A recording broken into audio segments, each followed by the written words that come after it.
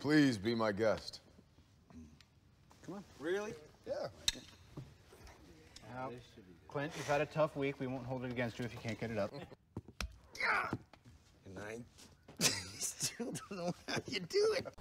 Whosoever holds this hammer, if he be worthy, shall possess the power of Thor. Now, a little disclaimer here. I actually tabled this for a little bit. See, it was supposed to be kind of like the Mohawk Storm video I made, where we just talk about one specific issue. And my brother wanted to do this. And it was supposed to be a history of Mjolnir. And it ended up being a rant about Lady Thor. Jane Foster Thor, whatever you want to call her. The Mighty Thor, if you actually buy into it. And so I tabled it, because it really wasn't what we're going for. Nobody's really complaining about the Thor now that, now that we've got America and we've got Riri Williams doing her thing.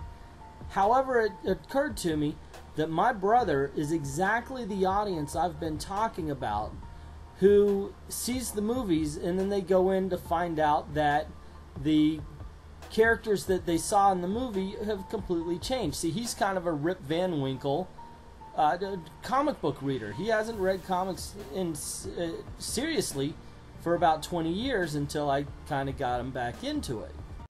And since nobody's really buying it when Marvel says that the SJW politics are coming to an end, I figure, what the hell, let's put this out there and see if anybody agrees. So this is written by my brother Chef Jack, but it is narrated by me, Englentine. It's physics. Physics.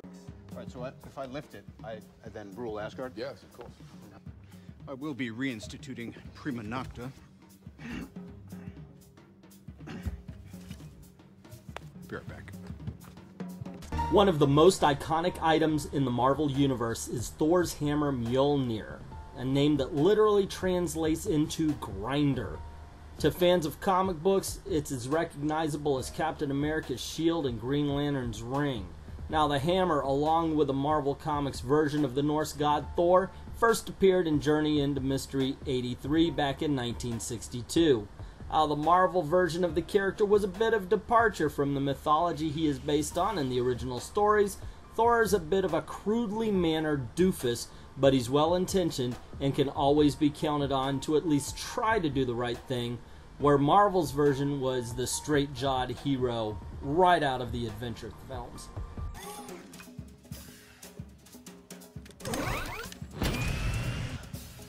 Are you even pulling? Are you on my team? Just represent, pull. All right, let's go. Now, according to Marvel continuity, a long time ago, Odin was battling a huge storm called the God Tempest, also called the Mother of Thunder. The storm was powerful enough to knock planets out of their orbits and to actually cause trouble to black holes. After a long battle, Odin used a chunk of Uru metal that he had gotten as a gift from the dwarves of Nidavellir, or something like that. Sorry about these words, guys. From this metal, Odin ordered the dwarves to forge Mjolnir. The blacksmiths Eitri, Brock, and Burl needed to use the heat of a star to get it hot enough to actually smelt Uru, and the hammer was completed.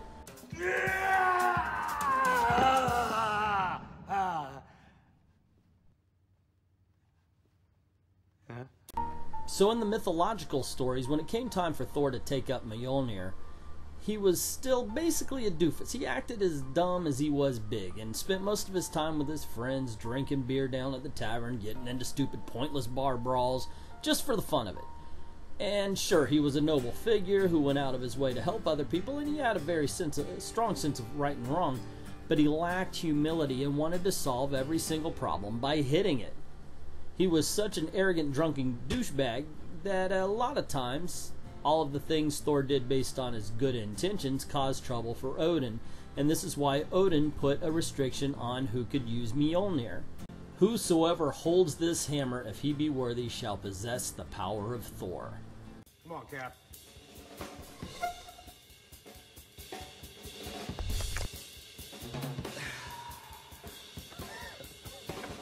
Nothing.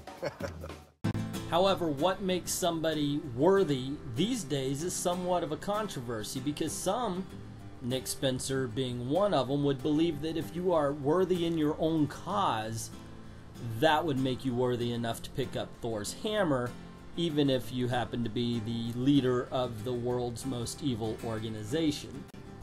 Sorry, Nick, you and your minions may have a sense of moral relativism, but I doubt Mjolnir does. Frankly, I would harken back to the years of Roy Thomas, the guy who wrote the stories upon which a lot of the morality and the mythology of the Marvel Thor is based. The primary component of his being worthy was, in addition to being noble, courteous, charitable, and willing to take a stand for what is right, you had to possess wisdom and sobriety, and we're not talking about don't use alcohol or drug sobriety. It's the original meaning of sobriety, having a sense of dignity and about oneself, being level-headed, and possessing self-control. When Thor finally learned how to control his impulsiveness and stop being an embarrassment to Odin, he became worthy and thus earned the right to use the hammer.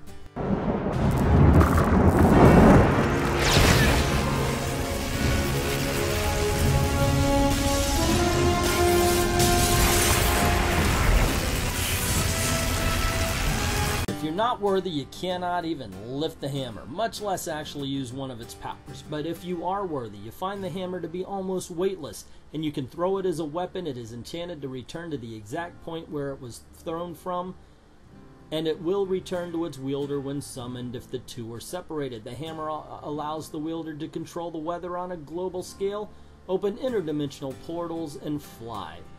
Oh, and at one point in time, if you could use it, it would change your clothing into a personalized version of the Thor costume. And that's all. That's the sum total of what being worthy of the power of Thor gets you. The ability to pick up the hammer, throw it, and have it come back to you, weather control, interdimensional portals, and flying. What you don't get, as some writers and fanboys assert, are Thor's memories, Thor's history, and Thor's identity. Case in point, when this gentleman possessed the hammer of Thor, he could wield the power, but he remained Superman and not once became Thor.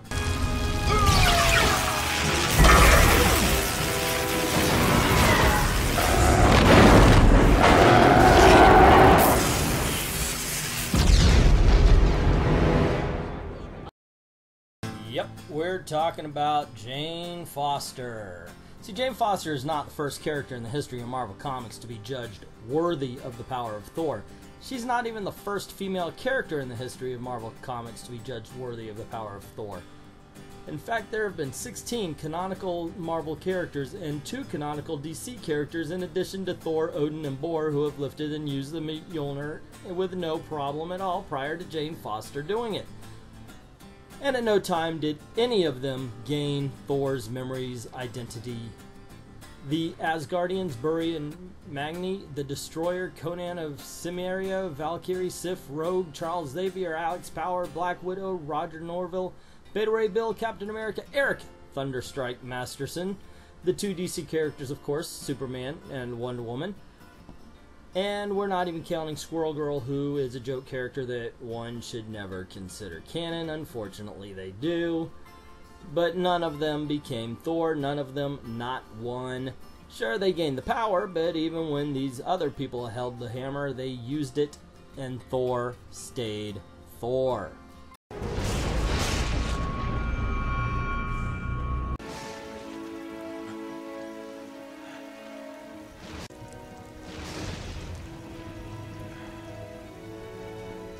Yeah, superhero comics frequently treat different heroic personas as mantles, which can be donned by a variety of people. Now, Captain America usually refers to Steve Rogers, but the title has also been held by Bucky Barnes, John Walker, James Smith, Clint Barton, and Sam Wilson on various occasions.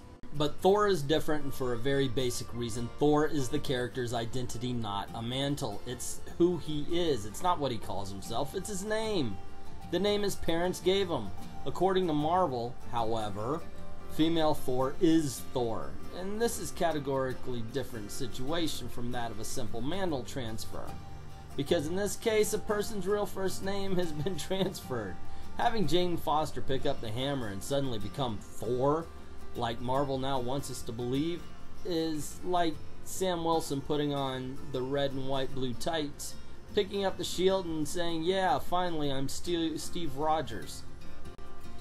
It's the power of Thor that is passed down, not the name Thor.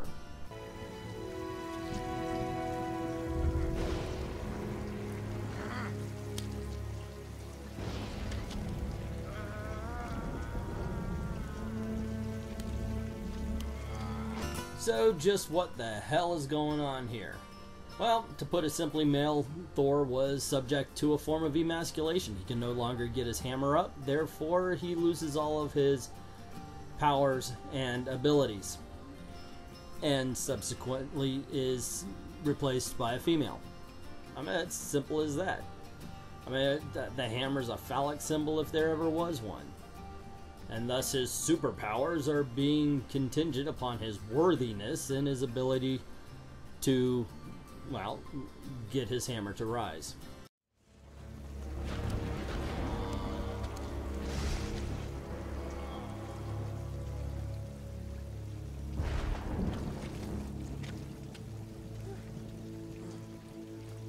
Now let's be clear, Jane Foster is a great character with a long and storied history, and there is absolutely no reason why she shouldn't be worthy to wield Mjolnir.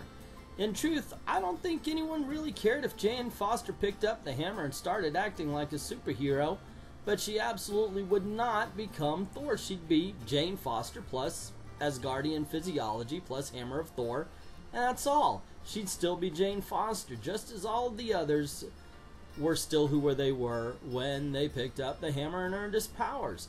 Even worse, upon acquiring Mjolnir, Jane Foster is suddenly able to fight with all of Thor's experience and skills on an equal level to the original. The last time a mortal picked up the hammer and actually used it in a fight, other than have it be a one-time thing or the hammer being picked up to make a point about the person's worthiness, was when Eric Masterson did it back in the 90s, and back then it was a plot point that he had none of Thor's skills and didn't know how many powers he had, much less how to use most of them. The official hand-waved explanation that the hammer lacks Jane Foster better than any previous user looks and sounds a lot like the stuff that falls out of the tail end of a bull.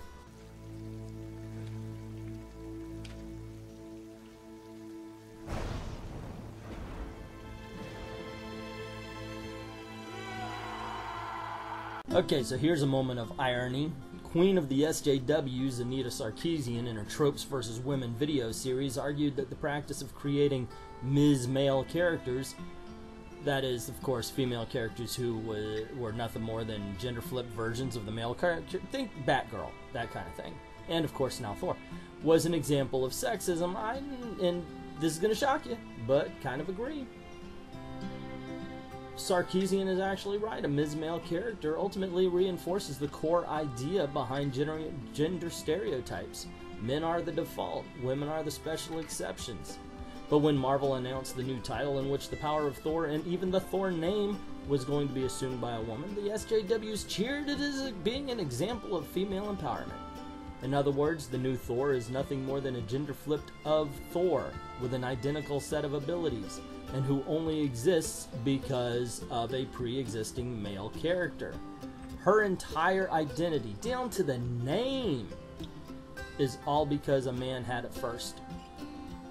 What is even more galling about this is that the new female Thor is also a textbook example of what Sarkeesian described as man with tits. This happened. Well, it's a long story.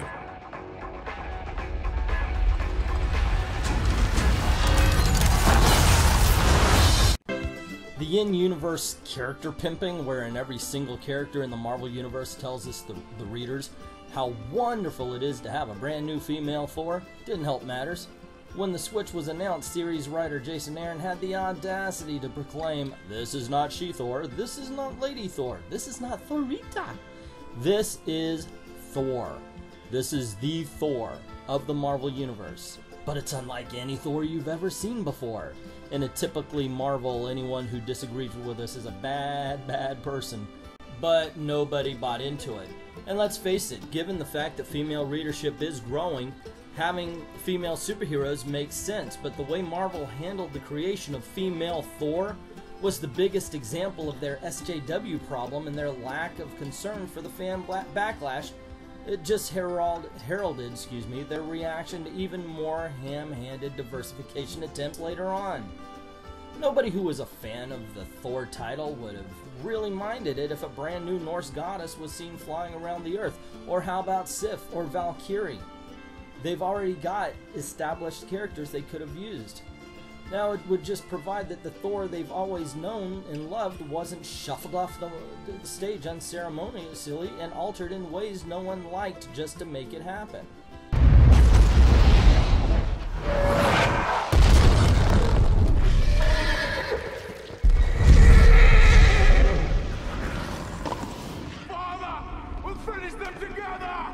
For the sake of diversity, Marvel has been coming up with all kinds of crazy harebrained schemes, and then when the longtime fans object, Marvel immediately demonizes them. Where does the nonsense end?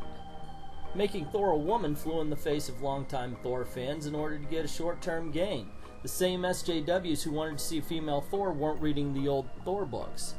And as we watch the sales plummet for the new Thor, we realize, hey, they aren't buying the new Thor books either. What Marvel should have done is either use an established character or to make a powerful female character that was new and unique and that didn't stand on the road that the male Thor had already established. If the SJWs clamoring for more diversity in comics actually cared about the comics, they would be just as pissed off about the female Thor as the long-term fans, because she is just a temporary concession instead of a permanent solution.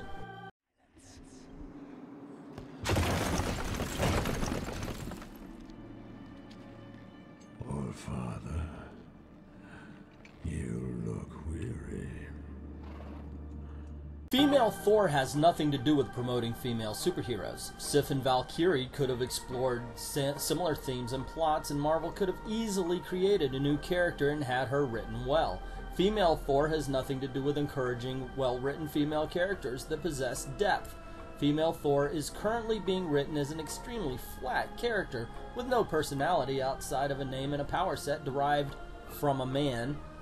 If Marvel wants more strong female characters, then Marvel should hire writers capable of inventing them and presenting them in a compelling and interesting and fun to read stories. That's the way to earn fan appreciation. Ham-handedly dropping new characters into existing roles is only going to alienate the readership. It's stupidity on Marvel's part. Stupidity beyond belief. So there you go, kids. What started off as a video about Mjolnir ended up being a video about the whole SJW gender swapping thing. What did you think? Did you like it? Did you hate it? Do you think my brother had some good points, or do you think he's full of crap? You wouldn't be the first on either side of that argument. So let us know in the comments below. Also, if you like videos like this, just click like, click share, click subscribe. Don't forget to hit that notification bell. And we did just set up a Patreon tip jar, so if you don't mind, go on over to the page. Drop $1 in the till. It would definitely help us out, and we thank you very, very much for doing that. We do have 3 patrons already, and like to thank them very much. Jesse Novacek, Sky Roseboom, and I'm saying it right this time, Patriot Cat. Thank you very much for helping out. And for them and everybody else, thank you very, very much for watching.